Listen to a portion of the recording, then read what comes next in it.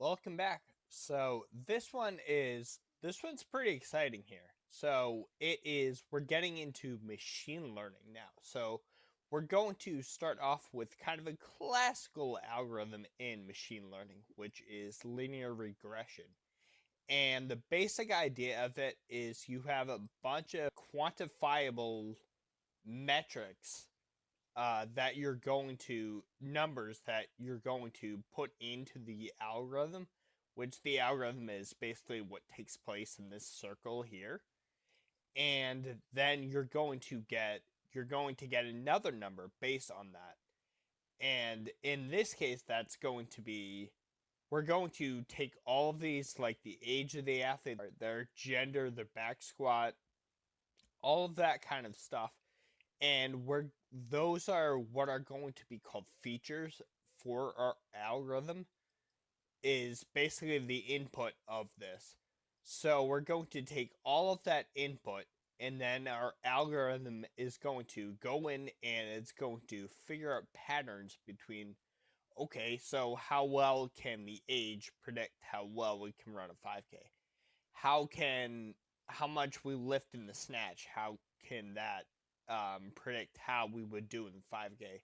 And it's going to find patterns through all of the athletes that we have in our database and use that to build a predictor model to basically say, okay, for any given athlete, if this is their back squat, if this is their deadlift, etc., all that, then this is how well we think that they can run a 5K.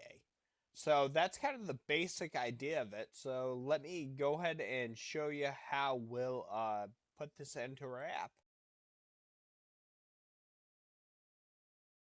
Alright, so I've made this up using something called Excalidraw to draw like a diagram of what we're going to do, which I found that this can be helpful for if you're going to make a large change like this. Anyway, starting over here, you have your trainer.py.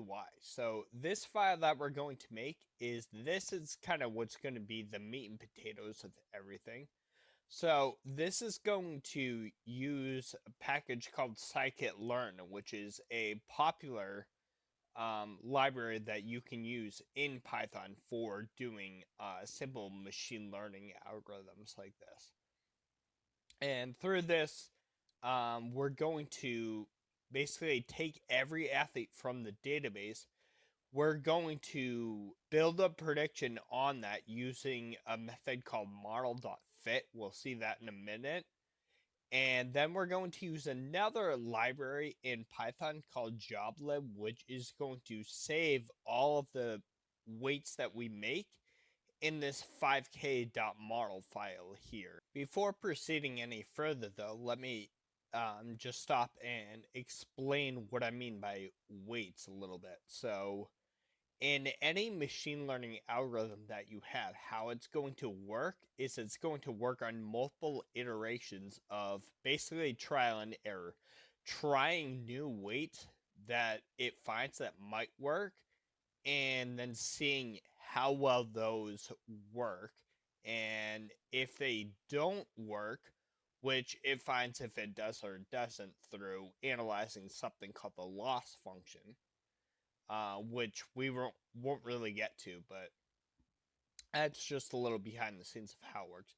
Anyway, it updates those weights every time, and then when it finds weights that eventually work, then that's what it uses for the prediction. So the weights are basically like the coefficients assigned to each one of the features, which basically says how much influence each feature has. So these could be influence like better strength equals a better 5K time, or it could be something on the other side too. It could say that if the athlete is older, they're most often going to have a slower 5K time. So that's kind of what I mean by the weights. Coming over here to the backend now, we're creating a new route. So API predict run 5K. and that's going to call a file called predict.py. And so that's going to take in this 5k.model object. This is going to be something called a pickled object. A pickled object in Python means that you basically save it. You save it as an object so that when Python loads that pickled object, it'll treat it as just a regular object with all of the attributes associated saved with that object. Wow, that was a lot of saying the word object. Another reason that we want to use joblib is, so this is scikit-learn's official website. And so joblib you see here is actually one of their recommended ways for model persistence. And it says right here that it is a pickle-based format.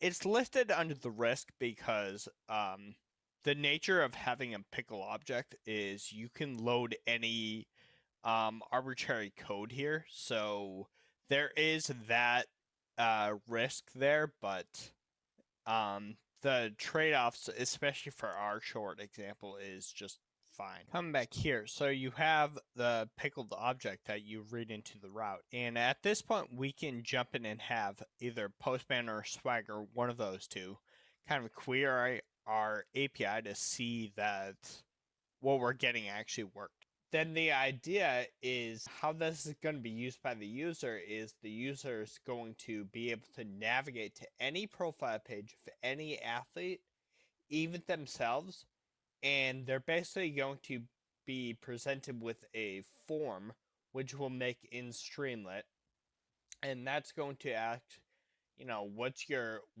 weight, what have you done on the snatch, the deadlifts, how many pull-ups can you do, all that kind of stuff. And that's going to call the route through something called api.py, which is basically just going to act as our middleman so that the Streamlit can just focus on the Streamlit and then just call that one function to be able to call the route. So in summation, what's nice about our approach is we can basically focus on the training and then get to the back end. And then once we get the route here, we can go ahead and check at this point and make sure that everything's still working before we go ahead and invest time into the front end. All right, so let's at least get over to the back end here and start installing some of the stuff that we need.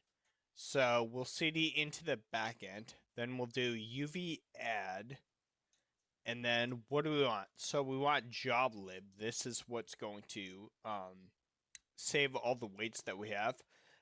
We're gonna want pandas because that kind of just makes it easy to do a lot of manipulation to the data frame, which we can train on. And then we want scikit-learn, which I think it's spelled this way.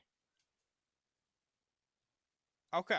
And yeah, you see with UV that was super fast. All right, so in the next video, I'll go over the trainer.py file, which is going to contain our SQL query to select everything, pandas to be able to take out all the features that we want, and then scikit-learn magic to create the actual weights. So thanks for watching, and I'll see you in the next one.